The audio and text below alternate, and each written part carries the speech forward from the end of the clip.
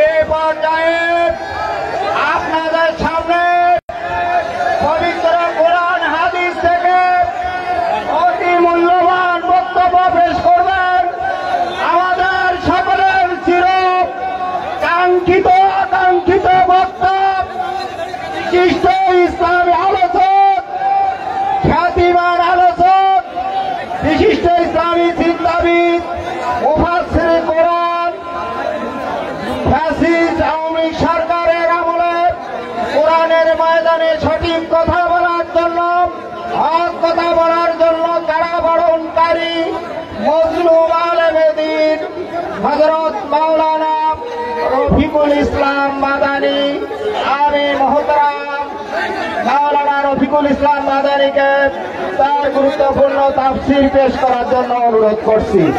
সকলে শান্তভাবে একটু বসুন। আল্লাহর হস্তে এই পবিত্র কোরআনের মাজলিসে সবাই বসে পড়ুন। আসসালামু আলাইকুম ওয়া রাহমাতুল্লাহি ওয়া বারাকাতুহু।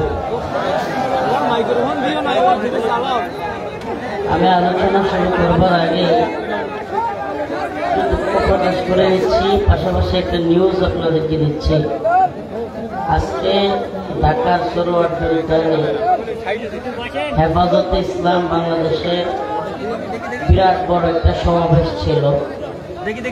আর আসলে আমার সেই সমাবেশে আমি ছিলাম দিনের বেলায়। তারপরে 6টার আগে যশোরের কোনো বিমান ছিল না, যে কারণে যশোর থেকে আসতে বিমানে আসতে অনেক দেরি হয়েছে। বিমান ফ্লাইটও হয়েছে ডিলে, এই জন্য অনেক কষ্ট হয়েছে। আর খাওয়া ঘুম সবকিছুই জার্নি প্রচন্ড ক্লান্তিদায়ক ছিল। এই জন্য আমি আন্তরিকভাবে দুঃখ প্রকাশ করছি। আসলে এই 3 তারিখ মহাসমাবেশটার দিনে আজকের এই প্রোগ্রামটা আমি কর্তৃপক্ষকে বলছিলাম যে একটু এসে দেখতে, আমার ওনারা বলল যে প্রচারণা হয়ে গেছে এই জন্য। তো যাই হোক, সবকিছু আল্লাহর পক্ষ থেকে। কষ্ট হয়েছে, আপনাদেরও কষ্ট হয়েছে, বসে রয়েছেন দীর্ঘ সময় অপেক্ষা করতে কষ্ট হয়েছে। তো আমাদের সব কষ্ট কার জন্য? আল্লাহর জন্য। আলহামদুলিল্লাহ নাহমাদুহু ওয়া নাস্তাঈনুহু ওয়া নাস্তাগফিরুহু ওয়া নু'মিনু বিহি ওয়া নাতাওয়াক্কালু আলাইহি ওয়া না'উযু বিল্লাহি মিন শুরুরি আনফুসিনা ومن سيئات أعمالنا من يهده الله فلا مضل له ومن يضلل فلا هادي له ونشهد أن لا إله إلا الله وحده لا شريك له أما بعد فأعوذ بالله من الشيطان الرجيم بسم الله الرحمن الرحيم يا أيها الذين آمنوا استعينوا بالصبر والصلاة إن الله مع الصابرين ولا تقولوا لمن يقتل في سبيل الله أموات بل أحياء ولكن لا تشعرون ولنبلونكم بشيء من الخوف والجوع ونقص من الأموال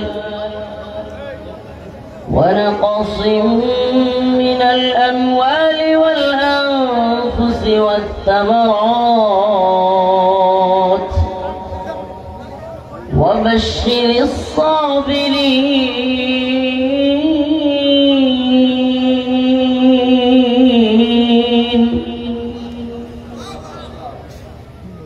الذين إذا أصابتهم أصابتهم مصيبة إذا أصابتهم مصيبة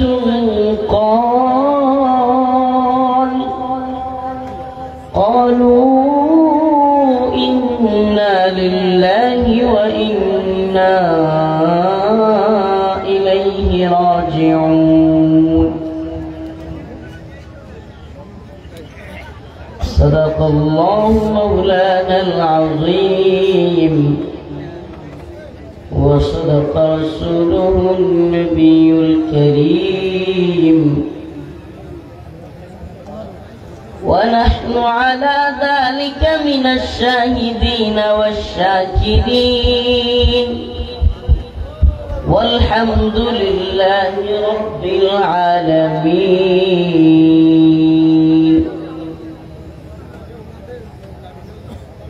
সকলেই দুরূদ শরীফ পড়ি। اللهم صل على محمد وعلى آل محمد كما صليت على إبراهيم وعلى آل إبراهيم إنك حميد مجيد. দুরূদ পড়তেছেন না? দুরূদ পড়লে কি গুনাহ হবে? না রাগ করছেন? হুজুর আমার কথায় 10টায় আইছেন 12:30টায়, রাগ করবো না মানে? এত রাগ করলে চলবো? জাতির বিষয়গুলো কি দেখতে হইব না?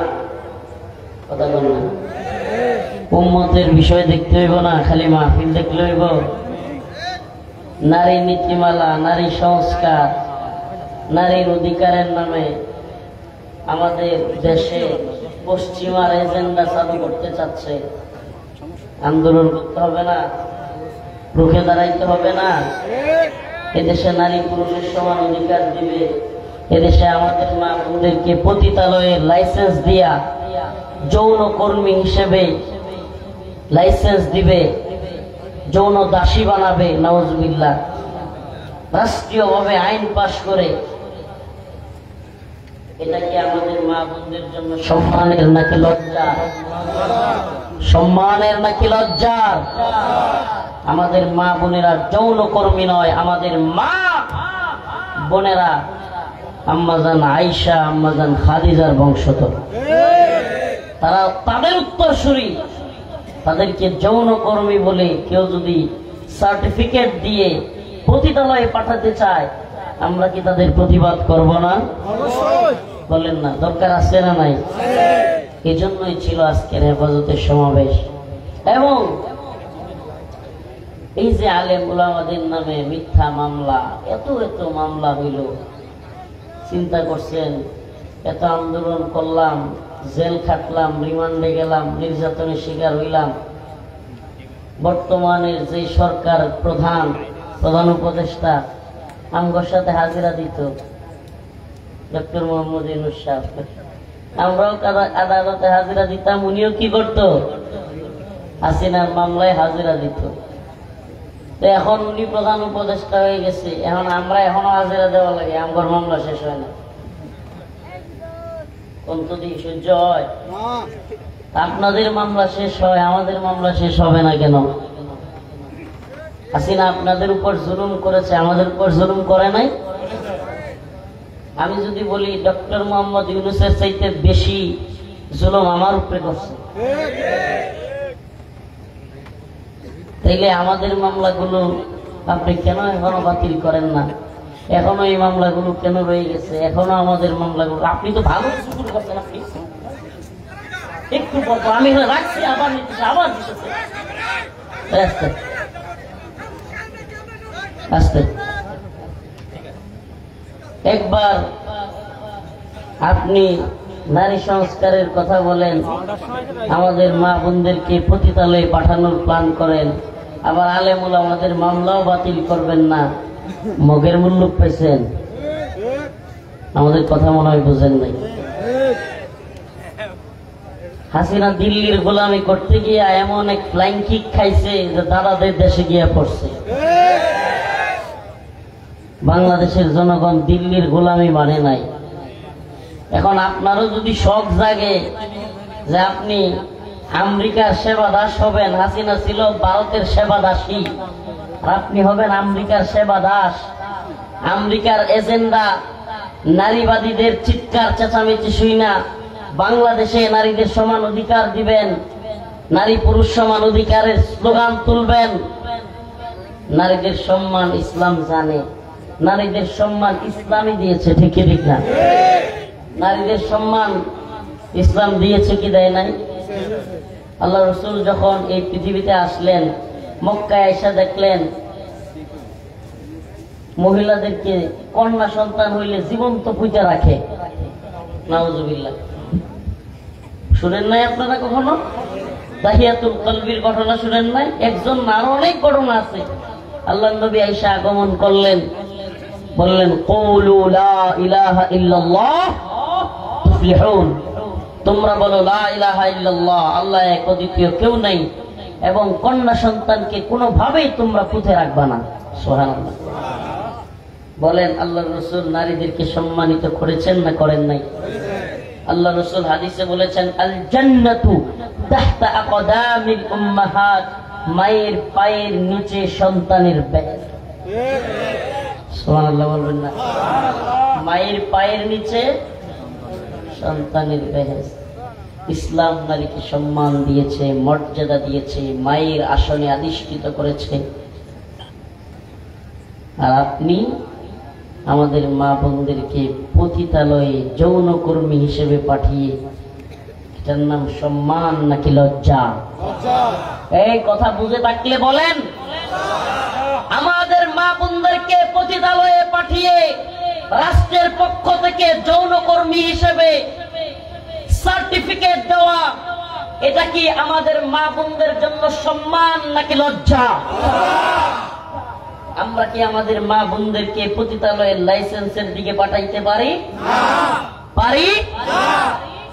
তো হাসিনা থাকলে বিরোধিতা করব, আর ডক্টর ইউনূস সাহেবের সরকার ইসলাম বিরোধী কাজকর্ম করলে চুপ থাকবো, এই নীতি অবলম্বন করা যাবে? মুমিনের নীতি এক। মুমিন, আল্লাহ রসুল বলেছে, এক গর্তে দুইবার পা দেয়।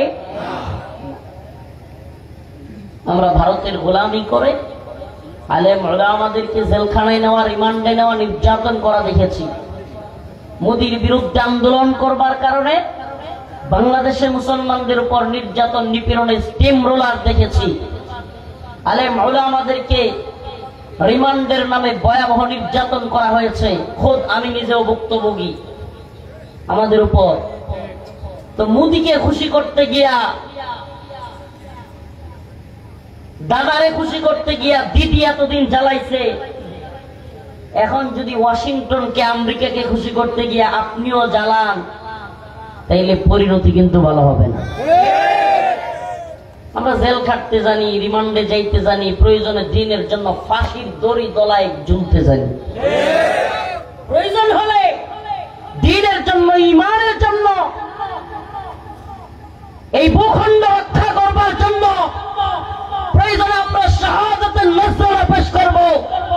কিন্তু বাংলাদেশে দিল্লির গোলামি যেমনি ভাবে চলে নাই, হাসিনা যেমনি ভাবে ইসলাম বিদ্বেষ লালন করে টিকতে পারে নাই, ডক্টর মোহাম্মদ ইউনূস সাহেবের সরকারকে বলি, আমেরিকার গোলামি করে নারী সংস্কারের নামে পতিতালয়ের লাইসেন্স দেওয়া হলে এবং আমাদের নারীদেরকে যৌনকর্মীর সার্টিফিকেট দেওয়া হলে এবং মানবিক করিডোরের নামে মায়ানমারের রাখাইন রাজ্যের সাথে বাংলাদেশের আরাকান আর্মির সম্পর্ক তৈরি করে আমেরিকার এজেন্ডা বাস্তবায়ন করে এই অঞ্চলে আমেরিকার সেনা ঘাঁটি তৈরি করবার নীলনকশা তৈরি করলে, ইতিহাস বলে হাসিনা যেমনি ভাবে লাথি খেয়েছে, আপনারাও এদেশ থেকে বিতাড়িত হওয়ার জন্য তৈরি হয়ে যান।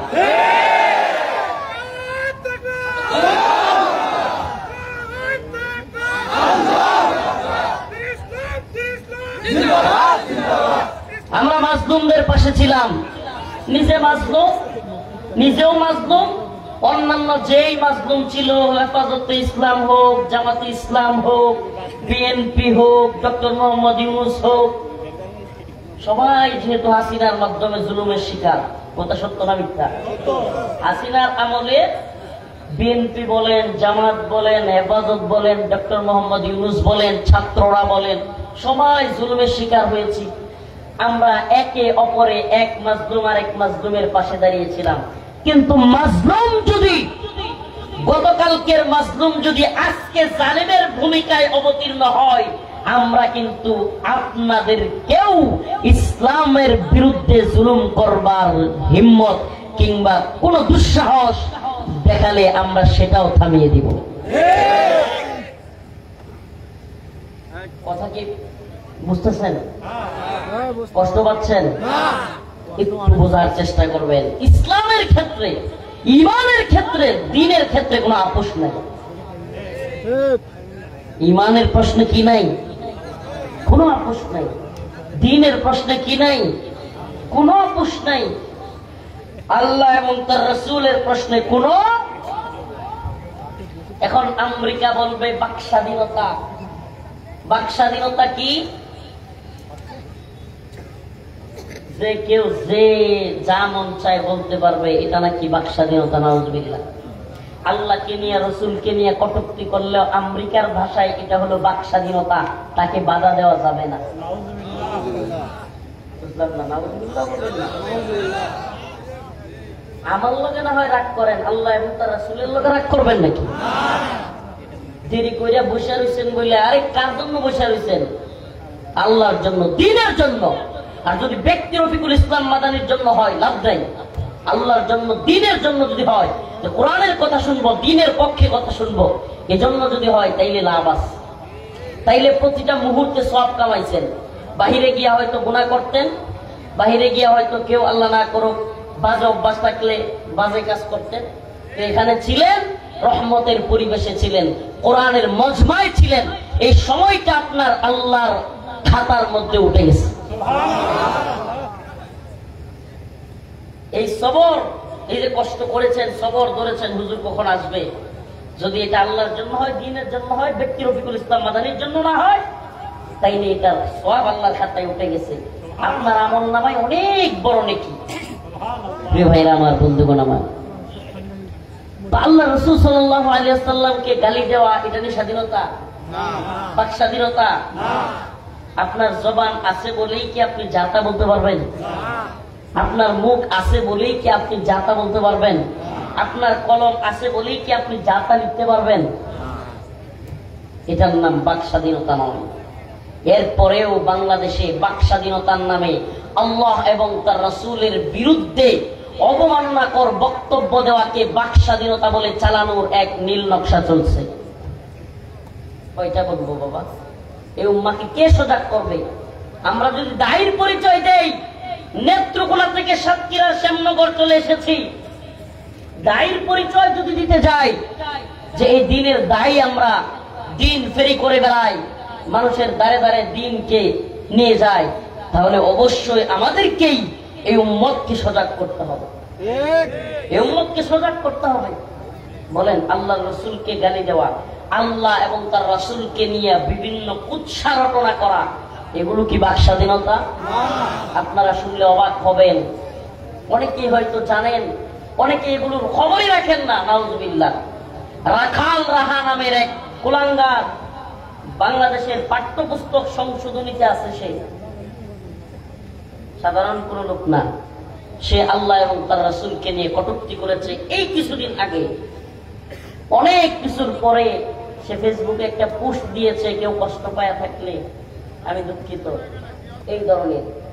কিন্তু আমার জানতে মনে চায়, আল্লাহ এবং তার রাসূলকে নিয়ে কটূক্তি করার শাস্তি কোরআন হাদিসে আছে না নাই? বলেন, আছে না নাই? আল্লাহ রাসূল বলেছেন, মান সাব্বা নাবিয়ান ফাকতুলু, যে আমার রাসূলকে গালি দিবে, আল্লাহ রাসূলের হাদিসের মধ্যে এসেছে তার শাস্তি হলো ওয়াজিবুল কতল, মৃত্যুদণ্ড। অতএব যদি কেউ পশ্চিমা এজেন্ডা বাস্তবায়ন করে বাংলাদেশে বাক স্বাধীনতার নামে রাসূলকে কটূক্তি করাকে প্রমোট করতে চায়, আমরা বলি আল্লাহর নবীকে কটূক্তি করা যদি হয় তোর বাক স্বাধীনতা, তোর কোন পাল্লা ফেলে দেওয়া হলো আমাদের হাত স্বাধীনতা। রাজি আছেন তো ইনশাআল্লাহ? তোদের বাক স্বাধীনতা যদি বলে আল্লাহর নবীকে কটূক্তি করা, তোর জিহ্বা কেটে ফেলা আমাদের দায়িত্ব। প্রিয় ভাইরা আমার, বন্ধুগণ আমার, এই ব্যাপারে সুনির্দিষ্ট বক্তব্য প্রত্যেকটা মুমিনের উপর ওয়াজিব। এই ব্যাপারে সুস্পষ্ট কথা, সুস্পষ্ট আল্লাহর নবীর সাতেমদের বিরুদ্ধে কথা বলা, তার দিকে হাত তোলা, এটা আল্লাহ রসুলের পক্ষ থেকে প্রত্যেকটা মুমিনের উপর ওয়াজিব। রাসূলের অপমানে যদি না কাঁদে তোমার মন, মুসলিম নয় মুনাফিক তুমি, রাসূলের দুশমন। রাসূলের অপমানে যদি না কাঁদে তোমার মন, মুসলিম নয় মুনাফিক তুই, রাসূলের দুশমন। আপনার আমার ভাইরে মারলে অন্তরে ব্যথা লাগে কি লাগে না? বলেন লাগে কি লাগে না? ফিলিস্তিনে মুসলমানদেরকে মারছে, তবুও আমাদের অন্তরে আঘাত লাগছে কি লাগে নাই? তাইলে আল্লাহর রাসূল কি সাধারণ মানুষের চাইতে কম না বেশি? কম না বেশি? এই পিছনে কয় না কম না বেশি? রাসূলের একটা হাদিস নাই। আল্লাহ রাসূল বলেছেন লা ইউমিনু আহাদুকুম হাত্তা আকুনা আহাব্বা ইলাইহি মিন ওয়ালিদিহি ওয়া ওয়ালাদিহি ওয়ান নাসি আজমাইন। তোমরা ততক্ষণ খাঁটি মুমিন হতেই পারবা না যতক্ষণ না পর্যন্ত আল্লাহর রাসূলকে তোমাদের পিতা মাতা, সন্তান সন্ততি, আত্মীয় স্বজন, এমনকি সব কিছুর চাইতে বেশি রাসূলকে বেশি ভালোবাসতে না পারবা, ততক্ষণ পর্যন্ত তোমরা মুমিন হতেই পারবা না। কল্পনা করা যায়? আল্লাহ রাসূলের বাণী, নবীকে সর্বোচ্চ ভালোবাসতে না পারলে কি হওয়া যাবে না? রাসূলের খাঁটি আশিক হওয়া যাবে না। প্রিয় ভাইরা আমার, বন্ধুগণ আমার, আলোচনা এটা ছিল না, আলোচনার বিষয়বস্তু ভিন্ন, কিন্তু ওই যে হেফাজতের আজকের সমাবেশ বুঝাইতে গিয়া এই জায়গায় চলে আসছি, মনে আছে? কেন আজকে সমাবেশে যেতে হলো? হেফাজত কেন গঠিত হয়েছিল মনে আছে আপনাদের? 2013 সাল। ব্লগার রাজীব, অভিজিৎ রায়, থাবা বাবা, ওয়াশিকুর রহমান বাবু, ফয়সাল আরিফিন দীপন, জুলহাস মান্নান, আরো কতগুলো নাস্তিক কুলাঙ্গার আল্লাহ এবং তার রাসূলকে নিয়ে 2013 সালে লাগাতার ফেসবুকে কটূক্তি করতেছিল, মনে আছে? আল্লাহর নবীর সেই দুশমনদেরকে সাইজ করবার জন্য লক্ষ লক্ষ তাওহীদবাদী জনতা, আশিকে রাসূল, ওই সমস্ত কুলাঙ্গারদের বিচারের দাবিতে শাপলা চত্বরে জড়ো হয়েছিল ঢাকার মতিঝিলে। আর আওয়ামী ফ্যাসিস্ট জালেম সরকার সেই সমস্ত নিরীহ মুসল্লিদের উপর রাতের আধারে অসংখ্য মুসল্লি যারা তসবিহ জপতেছিল, যারা শুয়েছিল, তাহাজ্জুদরত ছিল, ওয়াল্লাহি আল্লাহর কসম একটুও মিথ্যা বলছি না, রাতের আধারে তাহাজ্জুদরত, তাসবিহরত ঘুমন্ত মুসল্লিদের উপর নির্বিচারে গুলি করেছিল হাসিনা সরকার। মনে আছে না ভুলে গেছেন? মনে আছে না ভুলে গেছেন? শত শত মানুষকে হত্যা করেছে। প্রিয় ভাইরা আমার, সেই শাপলা চত্বরের বিচার আজও হয়নি। হয়েছে বিচার? 10 মাস হয়ে গেছে, নতুন সরকার গঠিত হয়েছে। বলেন, জুলাই আন্দোলনের জন্য তদন্ত কমিশন গঠন হয়, জুলাই আন্দোলনে হত্যার বিরুদ্ধে তদন্ত কমিশন গঠন হয়, গুম কমিশন গঠন হয়। 2013 সালে শাপলা চত্বরে তাওহীদি জনতার উপর নির্বিচারে গুলি করবার এখনো পর্যন্ত কোনো কমিশন গঠন হয়নি। আফসোস লাগে না যে এতগুলো মানুষ জীবন দিল, হাসিনার জুলুমের শিকার হইল, অন্যরা তদন্ত কমিশন পাইল, কিন্তু এরা মাদ্রাসা কিংবা মসজিদপন্থী বলে, নামাজি বলে দিনদার বলে এদের জন্য কোনো তদন্ত কমিশন নাই।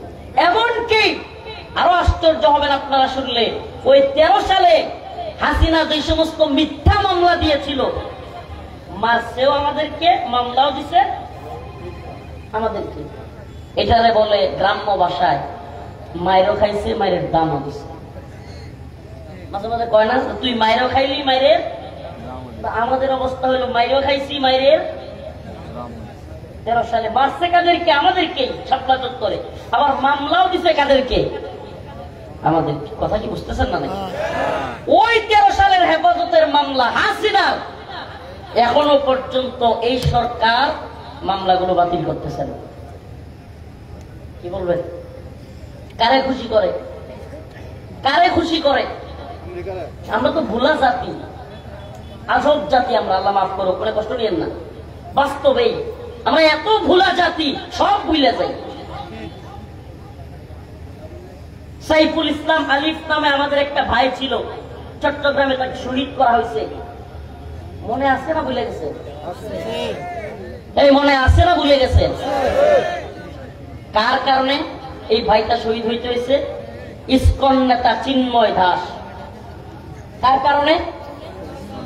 আজকে রাষ্ট্র চিন্ময় দাসের জামিন দেয়, যে চিন্ময় দাসের অর্ডারে ভারত বাংলাদেশে আক্রমণ করবার চক্রান্ত করতেছিল, যে চিন্ময় দাস রাষ্ট্রদ্রোহী বক্তব্য দিয়েছিল, ভারতকে বাংলাদেশে টেনে আনছিল, যে চিন্ময় দাসের অর্ডারে চট্টগ্রামের আদালত চত্বরে মুসলমানদের পিপি উকিল সাইফুল ইসলাম আলিফ ভাইকে কুপিয়ে জবাই করে নির্মমভাবে হত্যা শহীদ করা হয়েছে।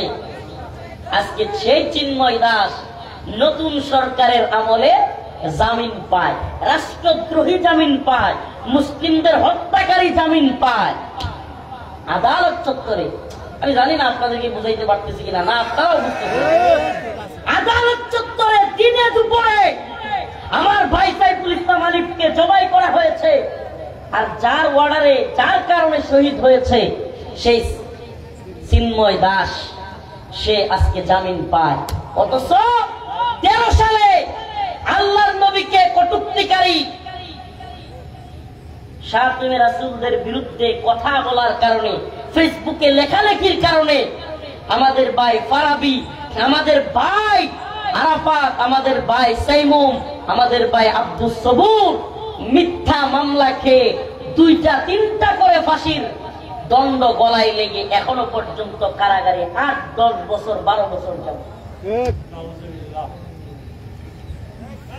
কি বলবেন? কি বলবেন? আমার কথা কি বাবা বুঝতেছেন?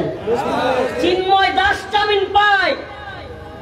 আমরা কি এই জন্য জেল খেটেছিলাম? এই জন্য হাসিনার বিরুদ্ধে আন্দোলন করেছিলাম? যেমন এক বাংলাদেশ দেখব যেখানে হিন্দুত্ববাদী দাদাদের চাপে চিন্ময় দাসকে জামিন দেওয়া হবে, কিন্তু আশিকে রাসূলরা জেলখানায় পচে পচে মরবে। নাউজুবিল্লাহ বলবেন না? এই জন্য ছিল আজকের হেফাজতের সমাবেশ। আজকের হেফাজতের সমাবেশ ছিল কেন শাপলা চত্বরের গণহত্যার বিচার এখনো করা হচ্ছে না? শেখ হাসিনারে একবার না, যদি 100 বারও ফাঁসি দেয়, আমার মনে হয় এটা কমই হবে। বলে হুজুর 100 বার কেমনে ফাঁসি দিবেন? 100 বার ফাঁসি দেওয়া তো সম্ভব না। একটা কাজ করা সম্ভব, এ জাতির হেফাজত কর্মীদের অন্তরে অন্তত একটু প্রশান্তি আসবে যদি শেখ হাসিনাকে ভারত থেকে দইরা আইনা শাপলা চত্বরে ট্রেনের মধ্যে ঝুলায় ফাঁসি দেওয়া হয়। তাইলে হয়তো অন্তরে একটু হইলেও জ্বালাটা মিটবে। আপনি কল্পনা করতে পারেন, রাতের আধারে নির্মম নির্যাতন করে, গুলি করে মানুষদেরকে হত্যা করেছে রাতের আধারে।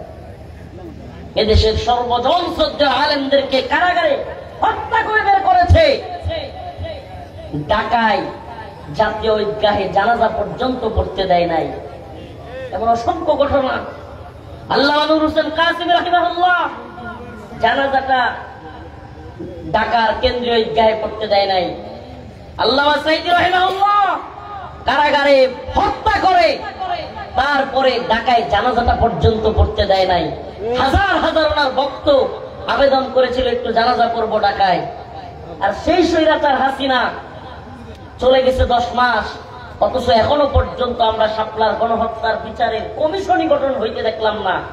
এখনো পর্যন্ত হেফাজতে আলেমদের নামে মামলাগুলো প্রত্যাহার হতে দেখলাম না।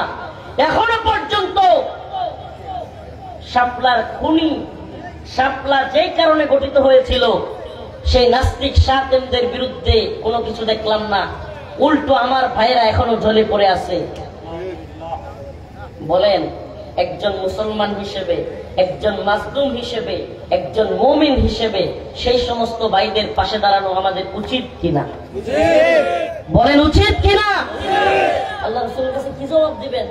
হাউজে কাউসার, হাউজে কাউসার এত সহজ?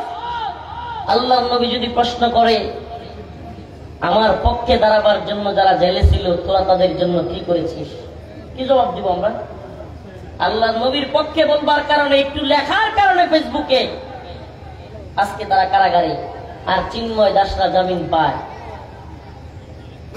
মুসলিম উম্মাহ ষড়যন্ত্রের ডালপালা অনেক গভীরে, এই জন্য প্রায় প্রোগ্রামে গিয়া বলার চেষ্টা করতেছি, শুনেন ও সাতক্ষীরা শ্যামনগরের মুসলমান, শুনেন, মনিব চেঞ্জ হয়েছে, গোলাম গুলো ঠিকই আছে। বুঝেন নাই মনে হয়, না বুঝাইতে পারি নাই। মনিব চেঞ্জ হয়েছে। ৭১-এর আগে মনিব ছিল, ৪৭-এর আগে মনিব ছিল, প্রভু ছিল ব্রিটিশ বেনিয়ারা, পশ্চিমারা, ফিরিঙ্গিরা। ৪৭-এর পরে প্রভু হয়ে গেছে পাকিস্তানিরা। ৭১-এর পরে প্রভু হয়ে গেছে ইন্ডিয়া, ভারত। আর এখন ৫ই আগস্টের পরে প্রভু হয়ে গেছে আমেরিকা। মনিব চেঞ্জ হয়েছে, গোলাম গুলো একই আছে। কথাগুলো একটু সুক্কা সুক্কা লাগতেছে না? কিছু করার নাই, তিতা লাগলেও কিছু করার নাই। তিতা কিন্তু গ্যাস্ট্রিকের জন্য বা বদ হজমের জন্য খুব ভালো, পেটের জন্য উপকারী। কথাগুলো তিক্ত, আল হাক্কু মুররুন, সত্য কথা তিতা হয়, কিন্তু তিতা কিন্তু গ্যাস্ট্রিকের জন্য খুব ভালো। সমস্যা যদি থাকে ভালো হয়ে যাবে। প্রিয় ভাইরা আমার, মনিব চেঞ্জ হয়েছে কিন্তু দাসগুলো, গোলামগুলো একই আছে।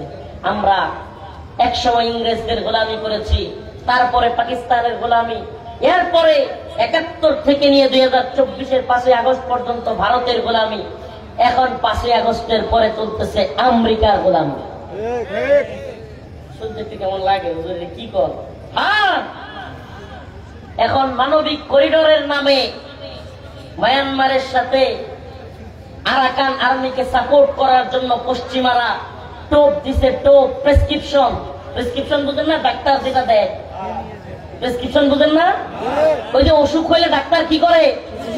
প্রেসক্রিপশন দেয়, দিয়ে দিছি, এই অনুযায়ী ওষুধ খাওয়া, এর বাহিরে যাবা না, কিন্তু বাহিরে গেলে বিপদ, সর্বনাশ হয়ে যাবে।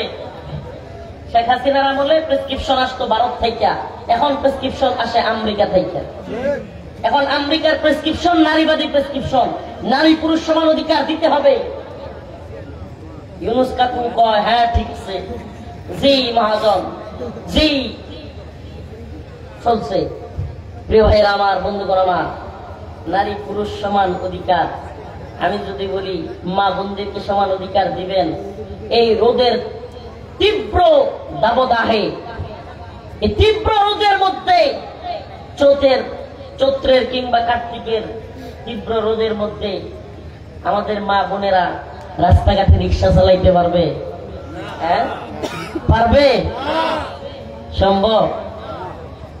বাসের মধ্যে, ট্রেনের মধ্যে যাতাযাতি কইরা, চাপাচাপি কইরা পুরুষের সাথে সিট নিতে পারবে? প্রেগন্যান্সি অবস্থায় স্বামী যদি বলে ৬ মাস আমি ডিউটি করছি, এবার ৬ মাস তুমি ডিউটি করো, পারবে? আল্লাহ নারীকে এক উদ্দেশ্যে সৃষ্টি করেছেন, পুরুষকে আরেক উদ্দেশ্যে সৃষ্টি করেছেন। আর আপনি সমান অধিকার, সমান অধিকার বলে চিল্লে আমাদের মা বোনদেরকে সম্মানের নামে আরো বঞ্চিত করার প্ল্যান করেছেন। এই ষড়যন্ত্র আমরা রুখে দিব ইনশাআল্লাহ। রাজি আছেন তো ইনশাআল্লাহ? আলোচনার বিষয়বস্তুর দিকে যাই। আল্লাহ পাক বলেন, ইয়া আইয়ুহাল্লাযীনা আমানু ইসতাঈনু বিস-সাবরি ওয়াস-সালাহ ইন্নাল্লাহা মা'আস-সাবিরিন।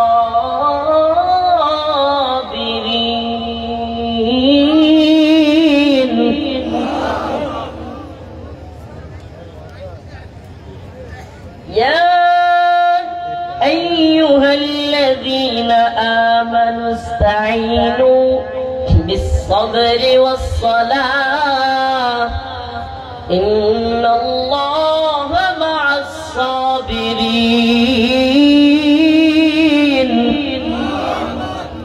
আমি আপনাদের সামনে যে আলোচনার জন্য আজকে বসেছিলাম, 1 নাম্বার হলো সবর, 2 নাম্বার হলো নামাজ, 3 নম্বরে যে আলোচনাটা করব শাহাদাতের মর্যাদা। এই বিষয় নিয়ে আলোচনা করা হচ্ছে, কিন্তু ওই যে দেরি কেন হইলো, সমাবেশে কেন গেলাম, এটা বুঝাইলাম। ও আমার জাতি, সচেতন থাকা বড় জরুরি। এই মাহফিল আপনি এসেছেন আমাদের কথা শুনতে, আপনার জন্য এটা যেমন দরকার, আমাদের জন্য জাতীয় আন্তর্জাতিক চক্রান্তের বিরুদ্ধে ঐক্যবদ্ধভাবে রাজপথে আন্দোলন করাও বড় দরকার। এজন্য এই তীব্র গরমের মধ্যেও কষ্ট করেও শরীয়তের উদ্যানে ছিলাম, অনেক কষ্ট হয়েছে, চাপাচাপি চাপাচাপি লক্ষ লক্ষ মানুষের ভিতরে। তারপরেও কেন এই কষ্টগুলো আমরা করি? একটা কারণেই, আল্লাহকে সাক্ষী রেখে বলি, এই উম্মাহ যেন দিন প্রতিষ্ঠার সংগ্রামে নিয়োজিত হতে পারে। এই উম্মাহকে যেন কোনো জালেম, কোনো তাগুত আবারও নতুন করে গোলামীর জিনজিরে আবদ্ধ করতে না পারে। আমরা নতুন করে কারো গোলামি করব? হ্যাঁ, আমার সাথে হাতে হাত রেখে বলতে পারবেন তো ইনশাআল্লাহ? বলতে পারবেন? বলেন আমরা কার গোলাম? বলেন আমরা কার গোলাম? আওয়াজ হয় নাই সাতক্ষীরা? আমরা কি ভারতের গোলাম? ইসরায়েলের গোলাম? আমেরিকার গোলাম? আল্লাহর জমিনে গোলামি হবে কার? বলেন কার? আন্নাল আরদ ওয়ারিসুহা ইবাদিয়াস সালিহুন। জমিনের মালিক আল্লাহ, গোলামিও হবে আল্লাহ। ইনিল হুকমু ইল্লা লিল্লাহ, আমরা আল্লাহ তা'বুদু ইল্লা ইয়া, আমরা কারো দাসত্ব করি না, একমাত্র আল্লাহর দাসত্ব করি। ব্যাস, এটাই কালিমার দাবি, এটাই ঈমানের দাবি। লা ইলাহা ইল্লাল্লাহ, বলেন না লা ইলাহা ইল্লাল্লাহ। আল্লাহকে বাদ দিয়ে আমি কাউরে মানি না। সুবহানাল্লাহ বলবেন না? আল্লাহকে বাদ দিয়া যদি কোনো প্রধানমন্ত্রী কথা বলে, ওই যে কইছিলাম মনে আছে, তাইলে আমি কি আল্লাহর বিরুদ্ধে যাওয়া কোন ব্যক্তি, সে এমপি হোক, চেয়ারম্যান হোক, মন্ত্রী হোক, প্রধানমন্ত্রী হোক, রাষ্ট্রপতি হোক, আল্লাহর বিরুদ্ধে গেলে, সে প্রধান উপদেষ্টা হোক, কোরআনের বিরুদ্ধে গেলে আমরা তারও বিরুদ্ধে দাঁড়ায় যাব। এটার নাম ঈমান ভাই, এটার নাম ঈমান। যেদিন আপনি সেই কথা বলতে পারবেন, আমার দল বুঝি না, আমার নেতা বুঝি না, আমার লিডার বুঝি না, আমার বাবা বুঝি না, আমার ভাই বুঝি না, আমার আল্লাহর বিরুদ্ধে গেলে, আমার দ্বীনের বিরুদ্ধে গেলে আমি তার বিরুদ্ধে, তাইলে আপনি ইমানদার। তাইলে আপনি কি ইমানদার? এরপরে হইলো আপনার নামাজ কাজে লাগবে। আপনার নামাজ কখন কাজে লাগবে? যখন আপনি বলবেন আল্লাহর বিরুদ্ধে গেলে আমি কাউরে মানি না। ইমানের প্রথম শর্ত লা ইলাহা। ইলাহা মানে কি? ইলাহা মানে কি? প্রথমে হলো বর্জন, বর্জন। ইল্লাল্লাহ পরে, স্বীকার করে, আগে বর্জন, লা ইলাহা আমি মানি না। সুবহানাল্লাহ। আগে কি? আগে কি? হুজুরা এখানে আছে, লা ইলাহা আমি কি মানি না, আমি বর্জন করলাম। ইল্লাল্লাহ, আল্লাহ ছাড়া যা আছে সব বর্জন। আল্লাহরে বাদ দিয়া যা আছে সব কি? বাতিল। এটার নাম ঈমান। ঈমানের দাবি এটা। আগে ঈমানের দাবি পূরণ করেন, এরপরে আসেন আলোচনায়। ইয়া আইয়ুহাল্লাযীনা আমানুস্তাঈনু বিস-সাবরি ওয়াস-সালাহ। আল্লাহ রাব্বুল আলামিন বলেন, ও মুমিন বান্দা, ঈমান আনার পরে তোমার কাজ হলো ইস্তাইনু, তুমি আল্লাহর কাছে চাও। কার কাছে? ভারতের কাছে, আমেরিকার কাছে, ইসরায়েলের কাছে। কার কাছে চাও? আল্লাহর কাছে চাও, আল্লাহর গোলামি করো। ইস্তাইনু, তুমি চাও আল্লাহর কাছে বিসসবরি ওয়াসসালাহ। কোন পীরের কাছে, শাইখের কাছে, দরগার কাছে, দুর্গার কাছে না। তুমি মুমিন হলে তুমি চাইবা কার কাছে? বলেন না, চাইবা কার কাছে? আল্লাহর কাছে চাইবা। ইস্তাইনু, তুমি চাও বিসসবরি ওয়াসসালাহ, আল্লাহর কাছে চাও। আল্লাহ বলেন কিসের মাধ্যমে চাইবা? চাওয়ার তরিকা কি? সুবহানাল্লাহ। চাইতে বলেছেন কে? আবার কেমনে চাইতে হবে ধরনটাও শিখায় দেন কে? আল্লাহ বলেন বিসসবরি ওয়াসসালাহ, নামাজ এবং সবরের মাধ্যমে চাও। সুবহানাল্লাহ বলেন। সবরের মাধ্যমে চাওয়ার একটা নমুনা আপনাদেরকে বলবো, কার বুঝারি শোনাবো। আমার ম্যাজিস্ট্রেট কোর্টে মামলার জামিন হয়েছে, জজ কোর্টে বাতিল। জজ কোর্টে জামিন হয়েছে, হাইকোর্টে বাতিল। হাইকোর্টে মামলার জামিন হয়েছে, সুপ্রিম কোর্টে বাতিল। এইবার আল্লাহর কি কুদরত!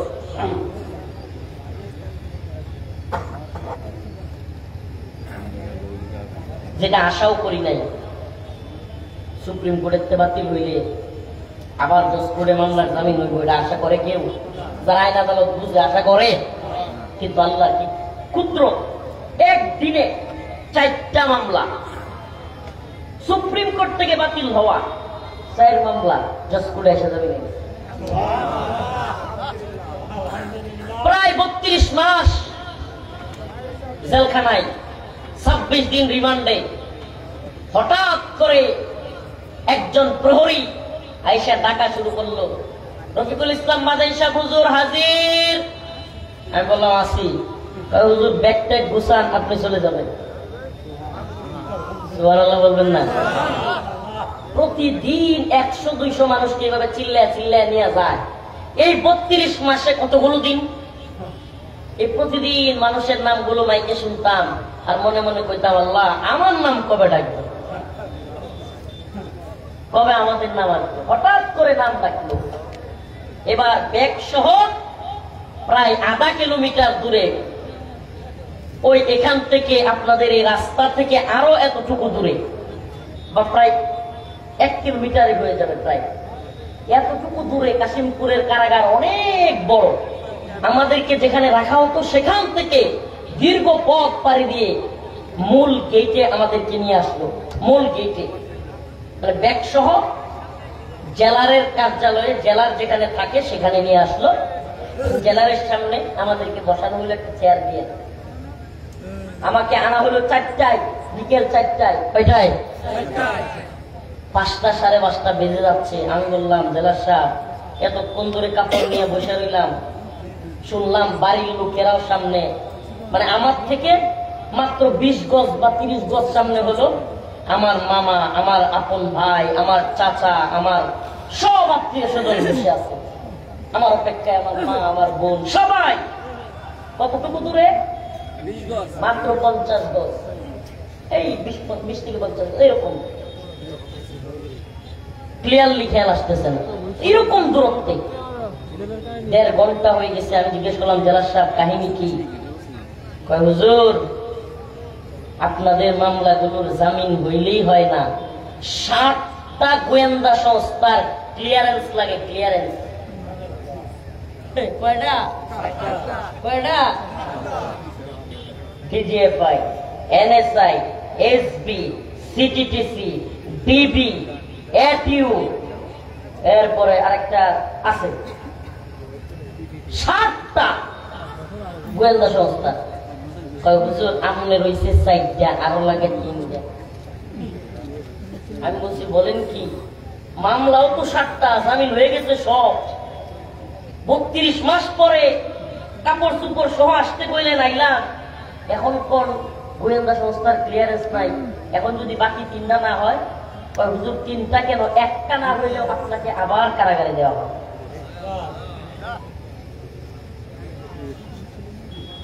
আমি জানি না আমি এটা বয়ান করে এখন আপনাদেরকে বুঝাইতে পারবো কিনা, এটা সম্ভব না। মাথার মধ্যে আসমান ভাঙ্গা প্রাখালীরা শুনছেন, কিন্তু এই পরিস্থিতির মধ্যে কখনো পড়েন নাই। আমার চোখ দিয়া পানি ঝরতেছে, কি শুনলাম এটা। আমার খালি কল্পনা হইতেছে, ওই যেদিন হাইকোর্টের মামলার জামিন বাতিল হয়েছিল, আমার আম্মা দীর্ঘ 3 থেকে 4 ঘন্টা বেহুশের মতো ছিল, মাথায় পানি ঢালতে হয়েছে। আমি আমার যে আম্মাকে সুস্থ রেখে আসছিলাম, আমার মা কান্না করতে করতে চোখে ছানি ফেলে দিছে, চশমা ব্যবহার করা লাগে। আল্লাহ না করুক এখন যদি এই মহিলা আবার শুনে যে গেট থেকে আমার আবার 2 জেলখানায় দিছে, না জানি আমার মাকে হারাইয়া ফেলি। মনটার মধ্যে কষ্ট। মাগরিবের সময় চলে আসলো, বললাম জেলার সাহেব আমার একটু নামাজের জায়গাটা দেখা আছে। গেটে একেবারে জেলারের রুমের পাশেই ছোট্ট একটা নামাজ খানা আছে, এখানে কারারক্ষীরাও নামাজ পড়ে। আল্লাহ, ঢুকলাম, ঢুইকা নামাজ পড়তেছি। কি বলবো আপনাদেরকে হালত, চোখ দিয়ে অজরে কান্না আসতেছে, হেসকি দিয়ে কান্না আসতেছে। আল্লাহ, এই দুনিয়ার সমস্ত দরজাগুলো বন্ধ হয়ে গেছে আপনার দরজা ছাড়া, আর কোনো পথ নাই মাওলা। আপনি এই দুনিয়ার সমস্ত ক্ষমতাসীন, শেখ হাসিনা, ওবায়দুল কাদের, আরো যারা যারা আছে, NSI, DGFI, যত ক্ষমতাসীন, আল্লাহ আপনার ক্ষমতার সামনে তো এদের ক্ষমতা কিছুই না। মালিক, আপনি যদি চান যে রফিকুল ইসলাম আজকে রাতের খাবার তার মায়ের হাতের রান্না করা খাবার খাবে, পৃথিবীর কোন শক্তি নাই জেলখানায় আমাকে বন্দি করে রাখে। মালিক, চোখ দিয়া পানি ঝরছে আর কান্না, হেঁচকি দিয়া কান্না করতেছি। হেঁচকি দিয়া কান্না বুঝুন তো, উপর দিকে তাকায় দোয়া করতেছি। আর মালিক, 2 দিকে সালাম ফিরাই যেন শুনি আমার ক্লিয়ারেন্স হয়ে গেছে। আল্লাহকে সাক্ষী রেখে বলেছি, ওই দিনের সবর এবং দোয়ার সাথে সাথে একজন কারারক্ষী পিছনে ফিরতেই সালাম ফিরাইয়া দেখি বলে, হুজুর আপনার সব ক্লিয়ারেন্স হয়ে গেছে, চলে আসেন। এই কারগুজারিটা আপনাদেরকে কেন শোনাইলাম এজন্য যে আল্লাহ যে বলছে, ইয়া আইয়ুহাল্লাযীনা আমানু, এই ইমানদাররা, ইস্তাঈনু, তোমরা চাও কার কাছে? বিসসবরি ওয়াস সালাহ, নামাজ এবং সবরের মাধ্যমে। ওই দিন আমি নিজে আলহামদুলিল্লাহ, এটা কোনো বুজুর্গি না, আল্লাহ মাফ করুক, আমি অদম, আমি গুনাহগার, আমি নালায়েক, কিন্তু আমি মাজলুম। আল্লাহ রাসূল বলেছে মাজলুমের দোয়া কবুল হয়। আল্লাহ পাক ওই দিন আমি দেখেছি সবর এবং নামাজ আমার সাথে সাথে এটম বোমার মতো কাজ করছে। তো এই জন্য আপনাদেরকে বলি, নামাজ পড়বেন তো ইনশাআল্লাহ? নামাজ পড়বেন তো? নামাজ ছাড়বেন না? আল্লাহ রাসূল বলেছেন, ইদা মান তারাকা সালাতান ওয়াহিদান মুতাআম্মিদান ফাকাদ কাফারা, যে ব্যক্তি ইচ্ছাকৃত 1 ওয়াক্ত নামাজ পরিত্যাগ করলো, সে কুফরি করলো। কোন মুসলমান কুফরি করতে পারে? বলেন, কুফরি করতে পারে? তাইলে ইচ্ছাকৃত নামাজ ছাড়বো আমরা? বলেন না, ছাড়বো? এরপরে আল্লাহ বলছেন সবর। সবর 3 প্রকার: সবর আনিত তাআত, সবর আনিল মুসিবত, সবর আনিল মাসিয়াত। সবর কয় প্রকার? সবর আনিল মুসিবত, বিপদের সময় সবর, যেটা আমরা জেলখানায় গেলে বিপদ, রিমান্ডে গেলে, মামলা খাইলে, গরু হারাই গেছে, বাচ্চা মারা গেছে, ভাই অসুস্থ, মা অসুস্থ, স্ত্রী অসুস্থ, বিভিন্ন প্রকার টাকা হারাই গেছে, বিভিন্ন রকমের বিপদ হইতে পারে। ওই সময়ে কিছু মানুষ আছে, আল্লাহ আর কাউরে পায় না, খালি আমারে পায় না, এই ধরনের কথা বলে। এটা হলো আল্লাহর নাফরমানি। এটা কি? আল্লাহর নাফরমানি না করে সবর করতে হবে। وَلَنَبْلُوَنَّكُمْ بِشَيْءٍ مِّنَ الْخَوْفِ وَالْجُوعِ وَنَقْصٍ مِّنَ الْأَمْوَالِ وَالْأَنفُسِ وَالثَّمَرَاتِ وَبَشِّرِ الصَّابِرِينَ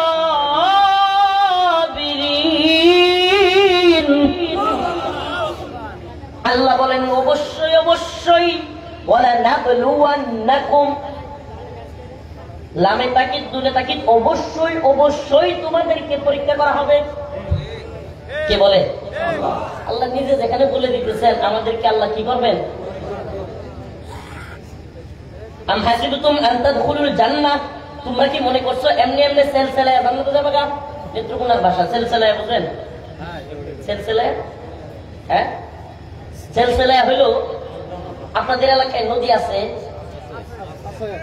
নদীতে দেখবেন, আমরা ছোটবেলায় করছি, এই এলাকার ছেলেরা করছে কিনা জানি না, নদীতে উঁচু থেকে পানি দিয়া দিয়া কাদা দিয়া মাখাইতো আমরা, ওই উপর থেকে বসার সাথে সাথে সেলসেলায় নদীতে পানিতে চলে যেতাম। এটারে বলে কি? সড়ক খাই,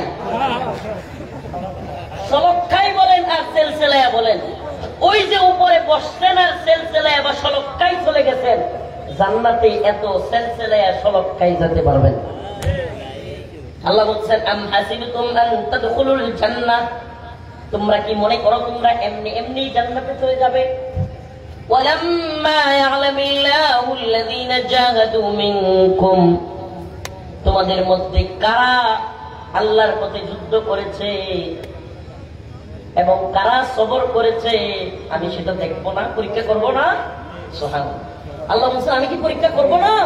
কারা সবর করেছে এবং কারা আল্লাহর পথে জিহাদ করেছে অবশ্যই আমি পরীক্ষা করব, তারপরে জান্নাতে দিব। আলিফ লাম মিম,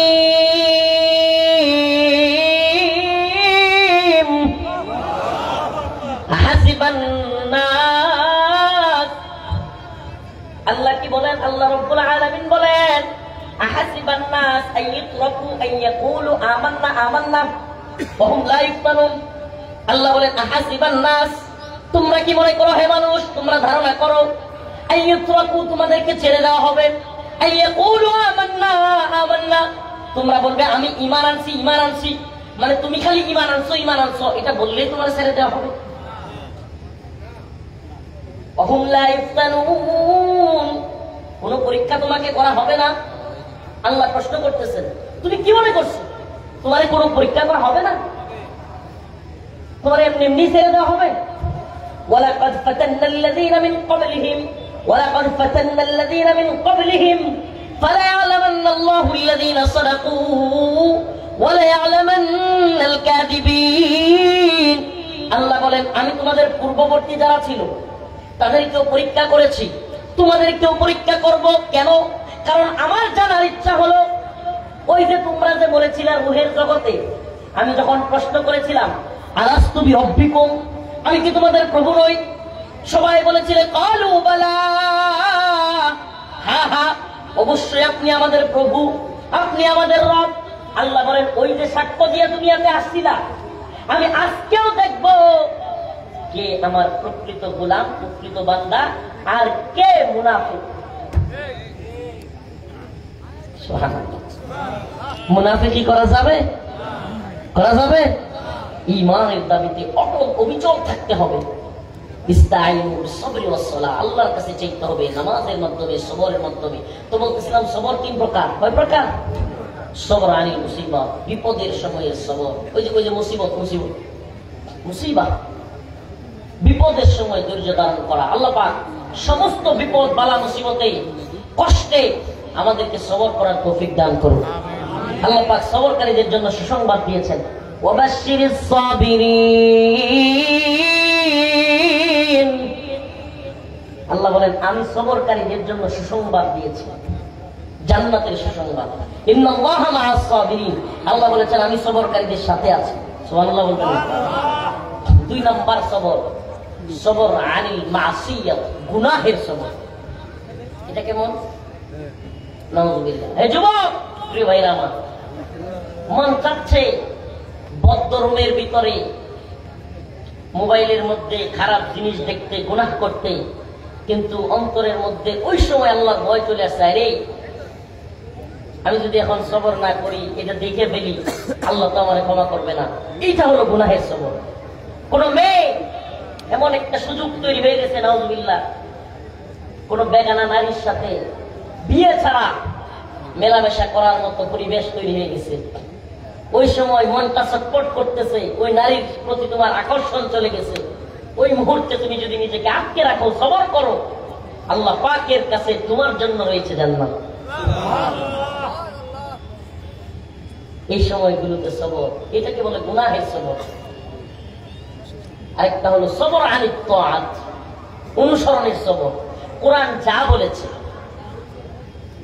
কোরআন যা বলেছে, রাসূল যা বলেছে, আমার পছন্দ হোক বা না হোক, আমি মাইনা নিলাম, এটার নাম হলো সবর আনিত তাআত। ইচ্ছায় অনিচ্ছায়, ভালো লাগলেও খারাপ লাগলেও আমি কি করব? রোজা রাখতে বলেছেন কে? আল্লাহ। আমি রোজা রাখবো, এটার নাম সবর আনিত। আমার কিন্তু রোজা রাখতে কষ্ট হচ্ছে, হচ্ছে কি হচ্ছে না? কিন্তু কেন রাখবো? আল্লাহর হুকুম। ফজরের নামাজ পড়তে ঘুম থেকে উঠে কষ্ট হচ্ছে, কিন্তু কেন করবো? আল্লাহর হুকুম। এটাকে বলে সবর আনিত তাআত। প্রিয় ভাই আমার, দুইটা বিষয় মোটামুটি আলোচনা করা হয়ে গেছে। 3 নম্বর বিষয় শহীদের মর্যাদা। বলছিলাম না যে 3টা বিষয়ের কথা বলবো। নাম্বার 1 নামাজ, নাম্বার 2 সবর, নাম্বার 3 শাহাদাতের মর্যাদা।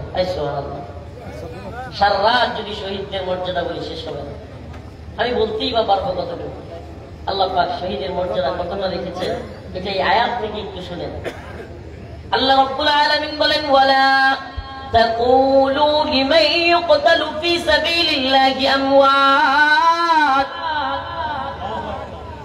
1 নাম্বার মর্যাদা হলো, ও দুনিয়ার মানুষ, আমি আল্লাহর পথে যারা জীবন দিয়েছে, তোমরা স্বাভাবিকভাবে অন্য মানুষ দুনিয়া থেকে চলে গেলে যেমন মৃত বলো, আল্লাহর পথে জিহাদ করতে গিয়ে যারা জীবন দিয়েছে, ওয়ালা তাকুলু লিমান ইউকতালু ফি সাবিলিল্লাহ আমওয়াত। তোমরা তাদেরকে মৃত বলিও না। সুবহানাল্লাহ, এর চাইতে বড় সম্মানের কি হইতে পারে?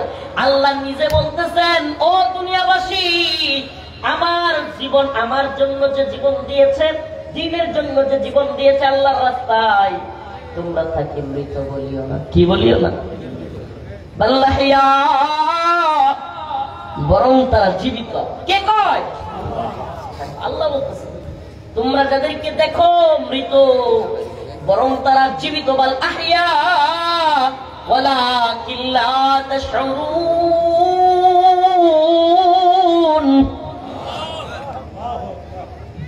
আল্লাহ রাব্বুল আলামিন বলেন, তোমরা যাদেরকে মৃত মনে করতেছো, এরা মৃত না। অন্যান্য জীবনগুলো, অন্যান্য মানুষদের রূহগুলো যেমনি ভাবে কবজ করা হয়, নিয়ে নেওয়া হয়, বারজাখের জিন্দেগিতে কবর হাসর এগুলো আছে। আল্লাহ রাসূল বলেন, শহীদের মর্যাদা হলো শহীদ জীবিত। এই কথার মানে কি? আল্লাহ যে বলছেন শহীদ কি, এই কথার মানে কি?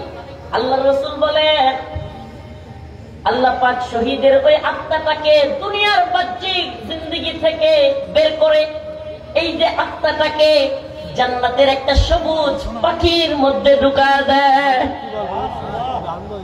কি করে আল্লাহ দুনিয়ার এই আত্মাটাকে কি করে? বাহ্যিক আত্মাটাকে জান্নাতের সবুজ পাখির মধ্যে ঢুকায় দেয়। শহীদ মরে না, কি করে না? শহীদের মিছিলে নাম লেখাতে চলো মুসলিম ভাই, শহীদের মিছিলে নাম লেখাতে চলো মুসলিম ভাই। মরণের স্বাদ পাবে তুমি, এসো না নাম লেখাই। শহীদের মিছিলে নাম লেখাতে চলো মুসলিম ভাই। এই তো সে কাফেলা বীরের জাতি, আজও থামেনি যার চলার গতি। সুবহানাল্লাহ।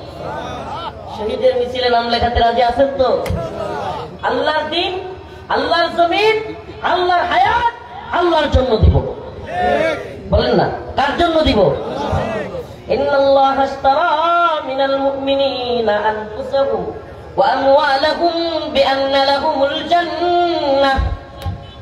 সুবহানাল্লাহ। ব্যবসা করব কার সাথে? জান মাল দিয়া দিনের জন্য ব্যবসা হবে আল্লাহর সাথে। আল্লাহ পাক বুঝার এবং আমল করার তৌফিক দান করুক, বলেন আমিন। আরো জোরে বলেন আমিন। খাস করে দোয়া চাই, অনেক দূরের সফর, এতক্ষণ কথা বলতে পারবো কল্পনাও করি নাই। খোলামেলা পরিবেশ, ভালো লাগছে। আপনাদের জন্য দোয়া করি, আপনারা আমার জন্য দোয়া করবেন। আল্লাহ পাক যেন দ্বীনের পক্ষে সবসময় অতন্দ্র প্রহরী হিসেবে দ্বীন ঈমানের হেফাজতের আন্দোলনে শরীক থাকবার তৌফিক দান করেন, বলে আমিন। وآخر دعوانا الحمد لله رب العالمين سبحانك اللهم وبحمدك أشهد أن لا إله إلا أنت أستغفرك وأتوب إليك.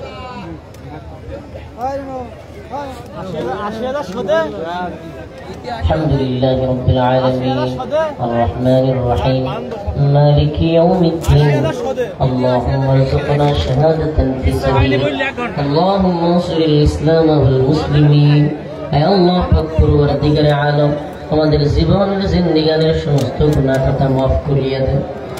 হে আল্লাহ, ফিলিস্তিনের মুজাহিদদেরকে কবুল করেন, ফিলিস্তিনের মুসলমানদেরকে হেফাজত করেন, ভারতের মুসলমানদেরকে হেফাজত করেন। হে আল্লাহ, আরাকান, উইগুর, কাশ্মীর, ফিলিস্তিন, লিবিয়া, সিরিয়া, জর্ডান, ইয়েমেন সমস্ত ভূখণ্ডের মুসলমানদেরকে হেফাজত করেন। হে আল্লাহ, হিন্দুত্ববাদী ভারতের ষড়যন্ত্র থেকে, আমেরিকার ষড়যন্ত্র থেকে এই ভূখণ্ডকে, মুসলমানদের এই ভূমিকে রক্ষা করেন। হে আল্লাহ, ইসলামের জন্য, দ্বীনের জন্য আমাদেরকে সব সময় সঠিক পথে চলবার তৌফিক দান করিয়ে। হে আল্লাহ, আমাদের যাদের বাবা নাই, যাদের মা নাই, তাদের বাবা মার কবরকে জান্নাতের বাগান বানিয়ে দিয়ে। হে রব্বুল আলামিন, আল্লাহ, আমাদের মধ্যে যাদের বাবা নাই, যাদের মা নাই, তাদের বাবা মার কবরকে জান্নাতের বাগান বানায়া দিয়ে। রব্বুল আলামিন, মৌলাই করিম, আমার আব্বা নাই, আমার আব্বার কবরকে জান্নাতের বাগান বানায়া দিয়ে। হে আল্লাহ, অসুস্থদেরকে সুস্থতা দান করিয়ে, ঋণগ্রস্তদের ঋণ পরিশোধ করার তৌফিক দান করিয়েন। হে আল্লাহ, অভাবীদের অভাব দূর করেন। হে আল্লাহ, সমস্ত বালা মুসিবত থেকে আমাদেরকে হেফাজত করিয়ে। সুবহানা রাব্বিকা রাব্বিল ইজ্জাতি আম্মা ইয়াসিফুন ওয়া সালামুন আলাল মুরসালিন ওয়াল হামদুলিল্লাহি রাব্বিল আলামিন।